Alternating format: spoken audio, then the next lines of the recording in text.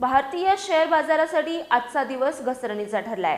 Banking क्षेत्रातील मोठ्या समभागांवर दबाव आल्यानं सेन्सेक्स जवळपास 600 अंकांनी घसरला, तर निफ्टी ही 24,200 च्या खाली बंद झालाय।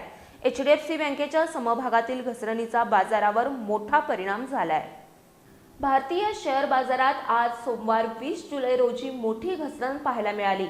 बॉम्बे स्टॉक एक्सचेंज सेन्सेक्स 590.28 अंकांनी घसरून 77,566.17 अंकांवर बंद झाला, तर नॅशनल स्टॉक एक्सचेंज निफ्टी 50 निर्देशांक 145.75 अंकांनी घसरून 24,187.25 अंकांवर स्थिरावला। बँकिंग आणि वित्तीय क्षेत्रांमधील समभागांमध्ये झालेल्या घसरणीचा बाजारावर दबाव राहिलाय। एचडीएफसी बँकेच्या समभागात सुमारे 5% घसरण झाली आहे, तसंच ॲक्सिस बँक आणि कोटक महिंद्रा बँकेच्या समभागांमध्येही घसरण नोंदवण्यात आली आहे। दरम्यान रिलायन्स इंडस्ट्री आणि आयसीआयसीआय बँकेच्या समभागांमध्ये मात्र काहीशी तेजी दिसून आली।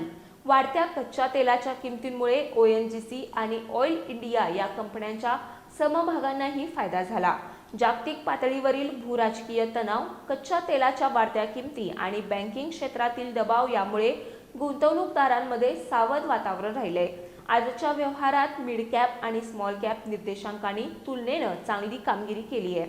एकूणच बँकिंग समभागांमधील विक्रीमुळे बाजारात घसरण झाली असून आगामी काळात जागतिक घडामोडी, कंपन्यांचे तिमाही निकाल आणि कच्च्या तेलाच्या किमती याकडे गुंतवणूकदारांचं लक्ष राहणार आहे।